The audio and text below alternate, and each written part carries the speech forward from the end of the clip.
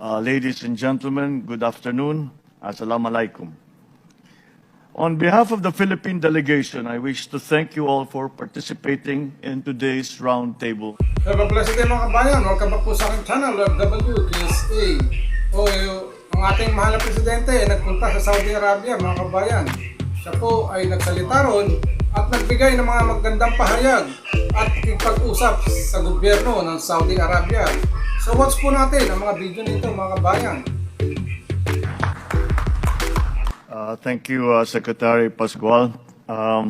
Minister Khalid Al-Fali, distinguished guests from the Saudi government and the business sectors. Ladies and gentlemen, good afternoon. Assalamu alaikum. On behalf of the Philippine delegation, I wish to thank you all for participating in today's roundtable meeting. I also wish to thank the Saudi Ministry of Investment for co-organizing this meeting with the Department of Trade and Industry.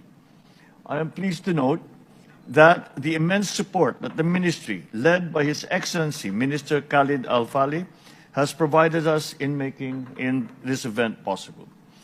It is my first visit to the region since I assumed the presidency in June of 2022. And I am most grateful to be welcomed by your confidence in the Philippines and the Filipino people. The kingdom is home to the largest population of overseas Filipinos in the world, as close to at around 1 million OFWs, or overseas Filipino workers, as well as the largest community of Filipino professionals in industries such as engineering, architecture, and healthcare. I also wish to acknowledge the valuable contributions of the companies who are taking part in strengthening this cooperation. With an estimated value of over $120 million, the agreements that will be signed today are set to benefit more than 15,000 Filipinos in training and employment opportunities across a wide range of professions in the construction industry. To our current and future business partners, I hope that this meeting has served as an excellent platform for building greater and closer partnerships between the Philippines and the Kingdom of Saudi Arabia. This meeting happens at such an opportune time as the Philippine economy continues its high growth trajectory. Our economy has sustained its growth momentum with gross domestic product at 7.6% in the last year, the fastest rate of growth recorded by the Philippines since 1976. Meanwhile, foreign direct investments posted $9.2 billion in net inflows last year. Our financial and banking sectors are healthy and robust. Our credit rating continues to receive stable and positive investment grades. Indeed, the Philippines' economic achievements in the past year reflect the sustained efforts of this administration, supported by the private sector in fostering an enabling business environment, cutting red tape, lowering the cost of doing business, and improving competitiveness. I assure you that the Philippine government is steadfast in its commitment to continuously support current and prospective Saudi investors. The Philippines has initiated important legislative amendments to existing laws to further open the economy to foreign investments. These include the Foreign Investments Act, the Retail Trade Liberalization Act, the Public Services Act, the Renewable Energy Act, all of which aim to attract more foreign investments in important sectors such as telecommunications, port operations, transportation, and clean energy.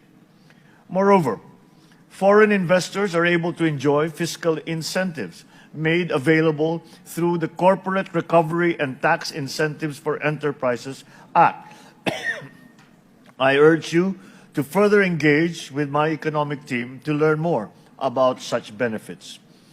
We also stand ready to welcome you to our tropical countries so you may personally see what a globally competitive Philippines can offer. At the forefront of these opportunities is the recently launched Maharlika Investment Fund, the Philippines' first ever sovereign investment fund designed to drive long-term economic development through increased investments in high-impact sectors.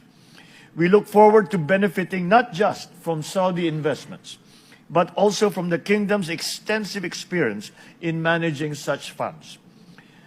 So as we take part in the ASEAN GCC Summit currently being hosted by the Kingdom, we continue to reaffirm our readiness for deeper economic partnerships, not just within the Southeast Asian region, but as well as with our extended neighbors here in the Gulf.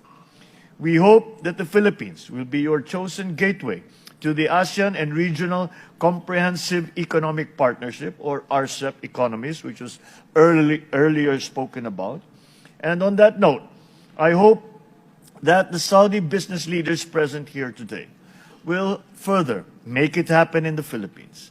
I look forward to seeing that this meeting we will further engage our two countries and will develop and explore opportunities that as yet we have not discussed between our two countries.